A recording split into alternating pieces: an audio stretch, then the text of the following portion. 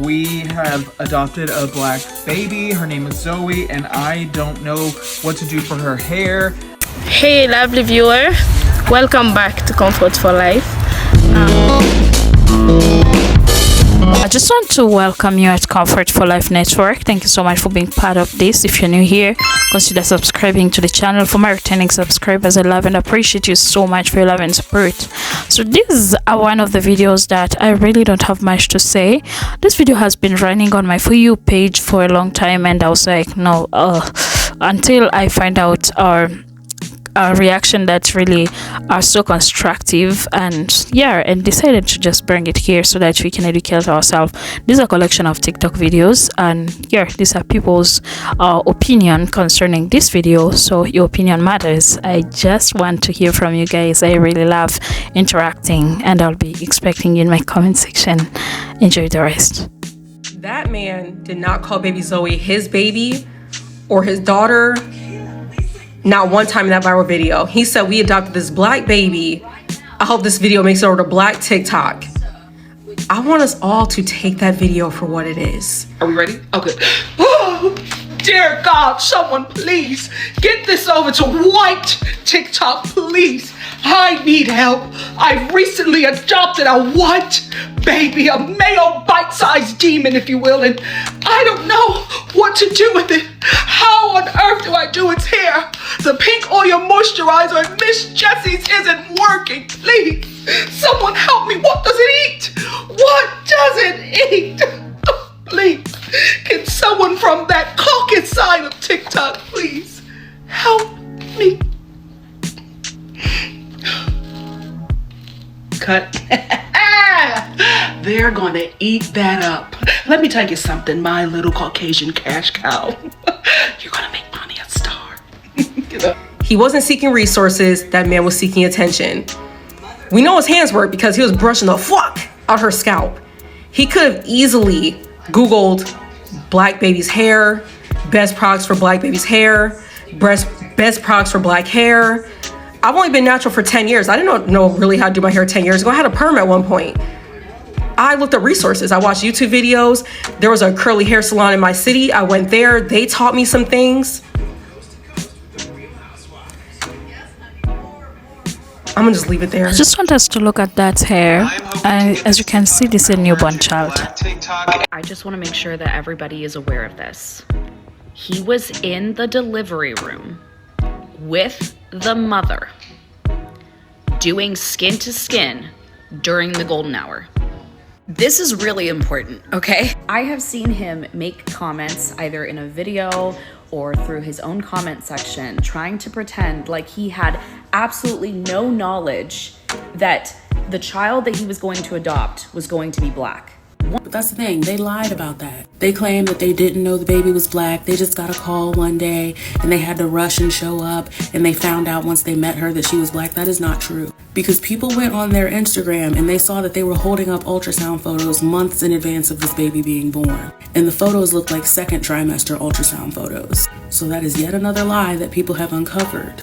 That's why I'm telling people he is feigning ignorance. He is pretending he doesn't know. He is trying to use black TikTok to get clout and launch himself as a baby influencer.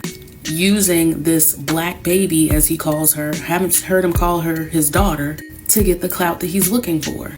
And as I said, that can be made evident by the fact that before they even brought her home, they're doing Graco product reviews, tagging Graco, trying to get brand deals and offers and things like that. And on their other social medias, they have creator accounts. They don't have just regular accounts. They list themselves as creators, influencers, and things like that. So before they even got her, they've been trying to get famous on social media. And now they have found this perfect tool to be able to do so. He couldn't wait to make a video on TikTok bragging that they just got a black baby so that people would be like, wow, that's so generous of you. You're such a hero. You saved that unwanted baby, as the Karens had been saying in my comments yesterday. Not to mention the fact that he has been shown in pictures and video mishandling the baby, not properly supporting her head, having her sleeping in awkward positions chin to chest with no kind of support, suppressing her airway, putting her in moving objects without strapping her in. And he damn near brushed a pothole into her soft spot in that video. There is no damn reason for you to be brushing that baby's hair that hard. And it just bewilders me that we are raising legitimate safety concerns, but yet the Karens keep running to the comments, caping up for him, more concerned about defending his ego than we are about protecting a human being, a living, breathing child. It's sad, man. One, you made yourself available for all children, okay, without educating yourself first. But to come on here and pretend like you are not trying to just make content, that is absurd. This is not a foster care situation. This is not a, oh, I had no idea the baby just showed up on my doorstep one day. No.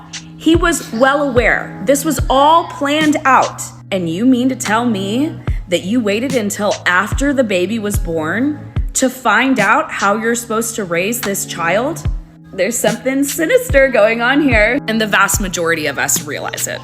Y'all called me the word that starts with an R and ends with a T.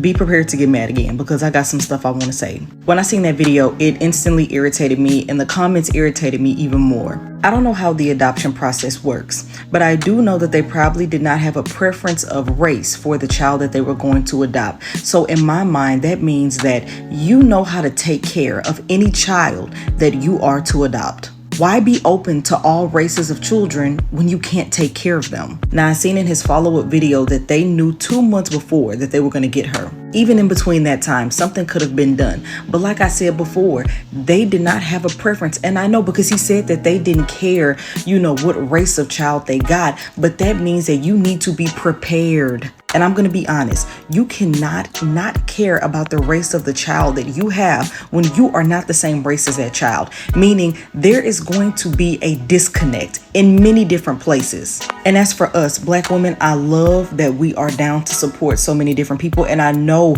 that y'all are showing support for that love and that child, but it enables people like that. Because we all know that people tend to lean on us when they want some kind of comfort, when they need help. And then when they're done with us, they discard of us. I have seen so many of us run to the aid of people who would never do the same for us. And do y'all notice that we don't do that same thing? We don't come asking for help. Either we find a solution or we make one. We utilize our resources to figure out how we should handle a situation.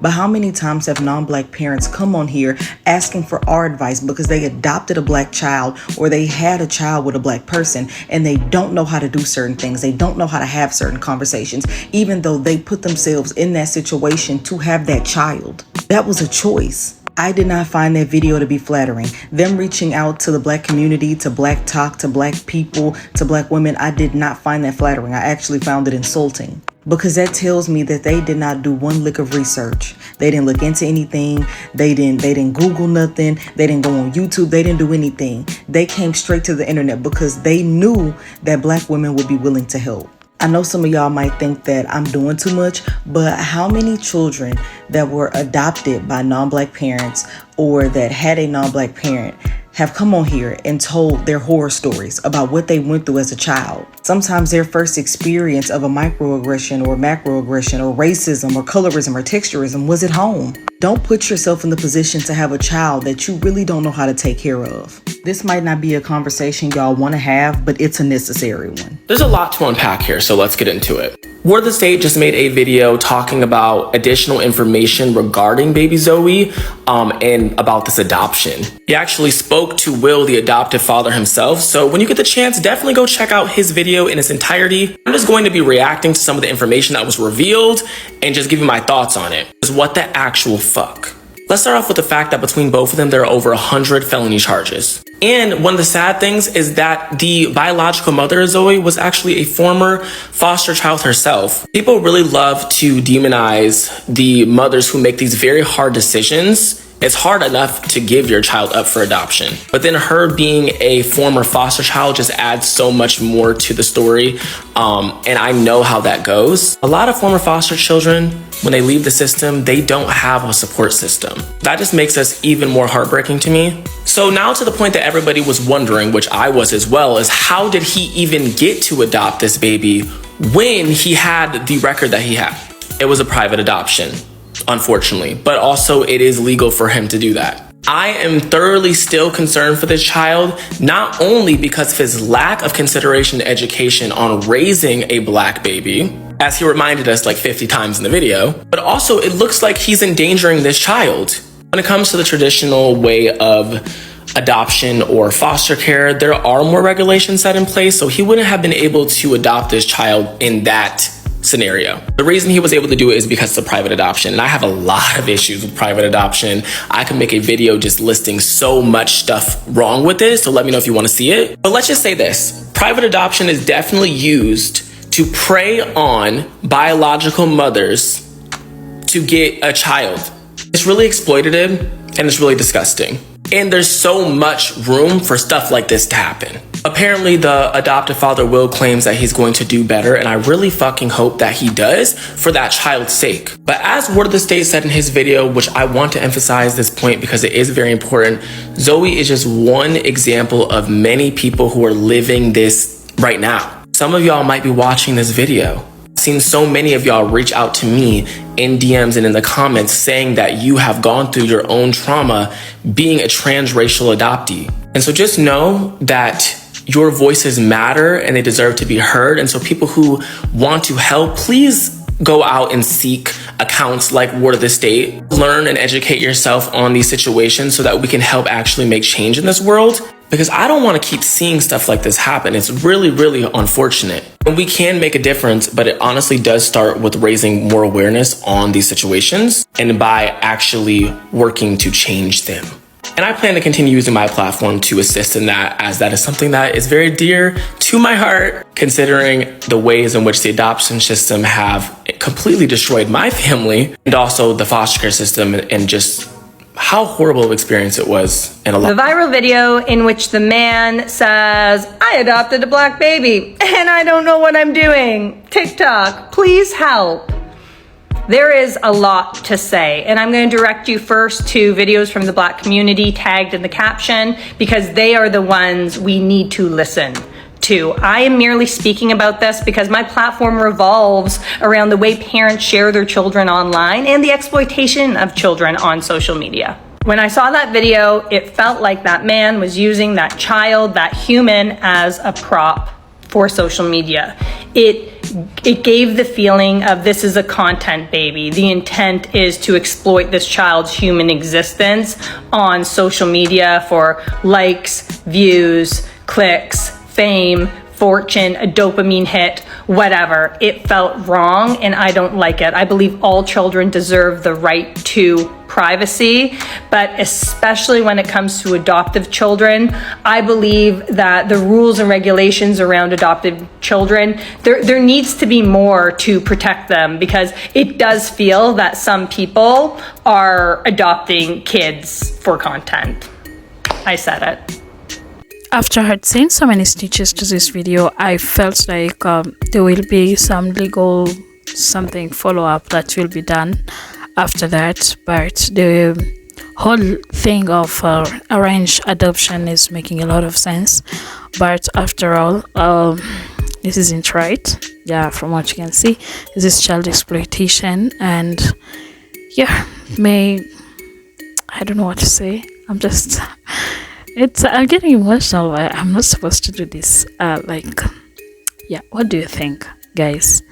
This time I really have not much to say. I don't have much to say. It's frustrating somehow. Don't forget to share the video, guys. Don't forget to comment, leave your thought kindly. I want to hear from you. Don't forget to leave me a subscription kindly. And goodbye for now. Appreciate it.